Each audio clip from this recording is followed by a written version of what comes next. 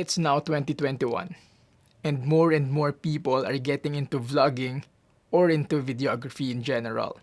Question is, what could be the right tool? Rather, what could be the right lens for pretty much everything? While such lens doesn't exist, survey says that there is one lens that seems to be working fine with many people across the globe, and that is the Sigma 16mm f1.4. And in this video, I'm gonna try my best to help you understand why. Roll that intro.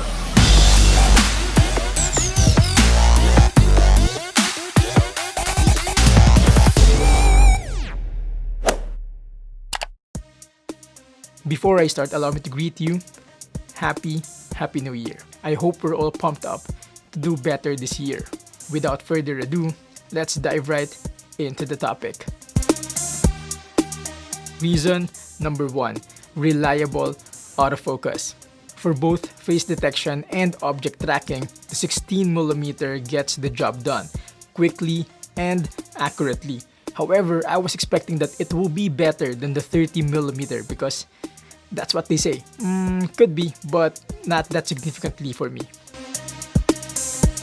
Reason number 2, the image sharpness. This lens might not be the sharpest lens out there, but I tell you, it is satisfying enough. I was actually impressed that even at the corners, sharpness is all over the place. Reason number 3, the large aperture. Obviously, with this aperture, you can expect that this lens delivers in low light situations. In fact, it did well here in my studio that's not properly lit. Besides that it's great in low light situations, this lens is also able to give that bokeh effect or that blurry background. I super like that feature. Imagine you get a bokeh effect at wide angle lens. Very game changer. That makes this lens ideal for talking headshots or even handheld vlogging. Although, you have to take note that this doesn't have any in-body stabilization. Oh well. Reason number 4, the minimum focusing distance. I don't think this has been mentioned enough. People tend to brag more about the image sharpness or the autofocus. I won't argue, but I think the minimum focusing distance of this lens is where it got the slight edge over the other two. Simply put, it's basically the shortest distance of the subject from the camera at which you can still get a sharp focus. I don't know about you, but I like shots that aren't macro but super close to the subject. Like it gets so much detail that it gives a different meaning or different message as compared to taking picture of the entire thing.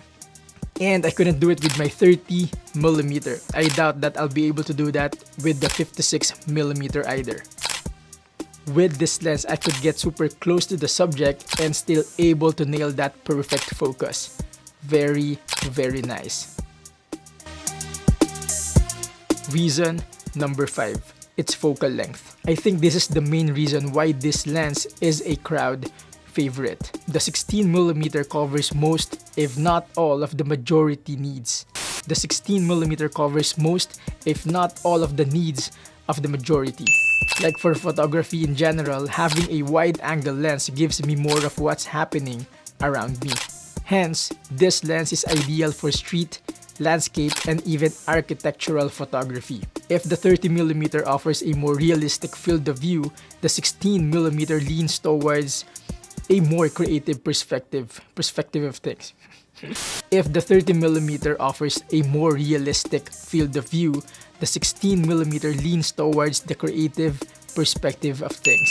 For talking headshots, I like that I can be near the camera and yet still look far from it. Like so near, yet so far.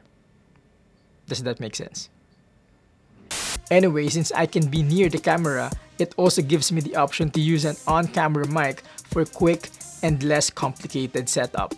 Unlike with my 30mm where I always need to set up this makeshift overhead microphone for good audio recording. Also, this is very handy, especially if you have a tight place, because it kinda gives that illusion that the room's big or wide due to that barrel distortion. For handheld vlogging, it is always recommended to use a wide angle lens. And the 16mm around 24mm for APS-C cameras seems the right fit. Although again, this doesn't have any in-body stabilization. Why Sigma? Why?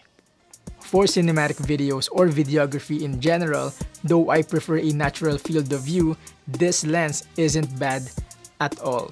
Like I said, it gives a creative perspective of things. Hence, I tried shooting random scenes with this lens and I was completely impressed with what it gave me. Lastly, you might be asking, can this be good at portrait? Can this lens be good at portrait photography? With the barrel distortion, this lens is automatically not the best for portrait shots. But with its overall package, the aperture, sharpness, and everything, this could be used for portraits as well. There you go, folks. I'm sure there are a lot of good things this lens could still be good at. I'd like to hear you in the comment section. Well, see you in the comment section. Go type in whatever you got. Nevertheless, if you're thinking of buying this lens, by all means, go for it. Whether if you've just started or you've been into cameras long before, this lens is highly recommended. It is indeed a crowd favorite for a lot of valid reasons. As I end, I hope my videos have been somehow helpful in your decision-making process. That has always been my goal. For my other lens reviews, links down below. Once again, if you're getting a thing or two from this video, please do like and subscribe for more. Once again, if you're getting a thing or two from this video, please do like and subscribe for more not super technical but rather practical approach to gadgets and technologies. Until then, thank you for watching.